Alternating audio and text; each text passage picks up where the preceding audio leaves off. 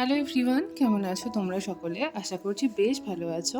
আমিও কিন্তু মোটামুটি ভালোই আছি। তো চলো আজকে তোমাদের সাথে একটা একদমই ছোট্ট ভিডিও শেয়ার করি। সকালবেলা ঘুম থেকে উঠেই দেখো চলে এসেছি প্রথমে জামা কাপড় গোছাতে। আগের দিন মানে বিকেলবেলা তুলে এনেছি, তারপর আর গোছানো হয়নি।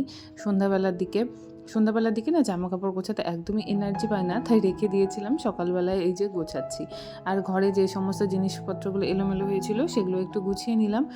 যে সমস্ত জামাকাপড় ভাঁজ করে নিয়ে এবার যার যার জামাকাপড় যেখানে রাখি সেখানে কিন্তু জায়গা মতো রেখে দিচ্ছি। হাজব্যান্ডেরটা যেহেতু আলমারির ওপরে রাখি, তাই ওরটা উপরে রেখে দিয়েছি, আর আমাদেরটা কিন্তু নিচের দিকে রাখি, নিচে রেখে দিয়েছি। আর মেয়েরটা তো ওই ঝুড়ির মধ্যে থাকে, সে তো তোমরা জানোই।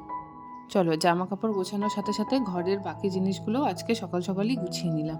তারপরে চলে এলাম ব্রাশ করতে। ব্রাশ করে নিজে ফ্রেশ হয়ে তারপরে চলে যাব কিন্তু পরের কাজটায়। আগে সকালবেলা উঠে ব্রাশ করিনি, কারণ ব্রাশ করলেই আমার না প্রচণ্ড খিদে পেয়ে যায়, তখন আর একদমই না খেয়ে থাকতে পারি না। আর এই কাজগুলো না একদম ডিলে হয়ে যায়, তাই প্রথমে ভাবলাম যে আজকে এই কাজগুলো করে নিই, তারপরে নয় ব্রাশটা করা যাবে। আর এই যে ঘরে এইভাবে না আমি বাদামগুলো ভিজিয়ে রেখে দিই, কারণ বাইরে রাখলে বা ডাইনিং টেবিল বা রান্নাঘরে রাখলে পরে এত ইঁদুরের অত্যাচার যে ইঁদুরগুলো এসে সম্পূর্ণ বাদাম আমার খেয়ে চলে যায়।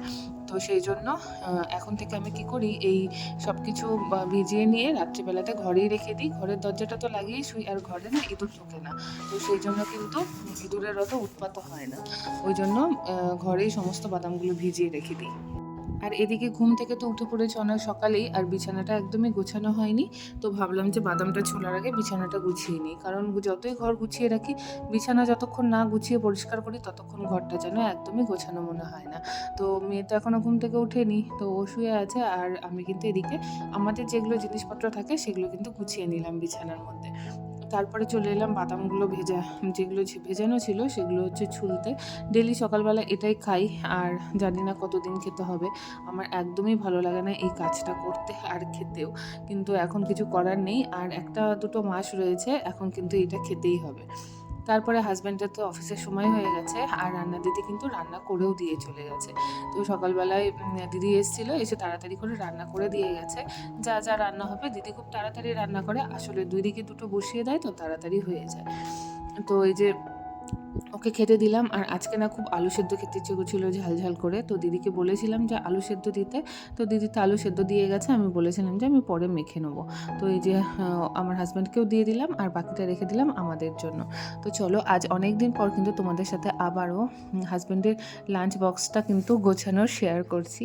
তো অনেক দিন ধরে যেহেতু দিদি রান্না করছে, আর আমি পরে গিয়ে শুধুমাত্র খাবারটা বেড়ে দিই, ওই জন্য কিন্তু আর সেইভাবে ভিডিও করা হয়ে ওঠে না। তো আজ যেহেতু দিদিও রান্না করে তাড়াতাড়ি চলে গেছে সব কিছু পরিষ্কার পরিচ্ছন্ন করে, আর আমারও হাতে সময় ছিল, তো ভাবলাম যে চলো আজকে একটা কিন্তু ছোট ভিডিও করাই যেতে পারে। তো তোমাদের সাথে এই দেখো হাজব্যান্ডের লাঞ্চ বক্সগুলো গুছিয়ে নিলাম, সেটাই শেয়ার করলাম। আর সব কিছু দিয়ে দিয়েছি, যা যা রান্না হয়েছিল, শাক ডাল আর একটা কিছু তরকারি রান্না হয়েছিল, আমার এখন সত্যি মনে পড়ছে না কী রান্না হয়েছিল সেদিনকে। আর যা যা রান্না করেছিল সব কিছুই দিয়ে দিয়েছি।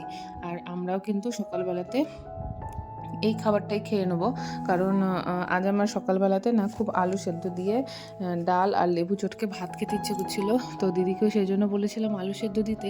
দেখলেই তো আলু সেদ্ধ কড়াই রয়েছে, আমি আর আজকে নিজের জন্য সকালবেলা কিছু বানাবো না, ভাবলাম যে এই ভাতটাই খেয়ে নিই। আর আজকে না একটু ভাতের চাল বেশিও নিয়েছি, সকালবেলা আমরা ভাত খাবো বলে। তো ওই যে হাজব্যান্ডের লাঞ্চ বক্সটা তো রেডি করে দিয়েছি, আর ওরটা ব্যাগও ভরে দিয়েছি। আর ওর খাওয়ার জন্য কিন্তু দুপুরবেলা করে একটা করে আমি থালা দিয়ে দিই, মানে এই ছোটো প্লেটগুলো দিলে ওর খেতে একটু সুবিধা হয়। আর এদিকে দেখো আমরাও ভাত নিয়ে বসে পড়েছি, ভাত আর এদিকে হচ্ছে ডাল আর লেবু দিয়ে কিন্তু সকালবেলা চটকে মেখে খেয়ে নেবো। আর সকালবেলায় এই ভাতটা আমার মানে ছোটোবেলা তো আগে খেয়ে খেয়ে স্কুলে যেতাম, কিন্তু আজ অনেক দিন পর আবার খেতে ইচ্ছে করছে। এখন আর সময় হলেও না সেই জিনিসগুলো আর হয়ে ওঠে না। আর সকালবেলা ভাত খাওয়ার পর ডেলি যেটা রুটিন থাকে সেটা হচ্ছে ওষুধ খাওয়া। তো চলো আজকের মতো টাটা, দেখা হবে তোমাদের সাথে নেক্সট ভিডিওতে।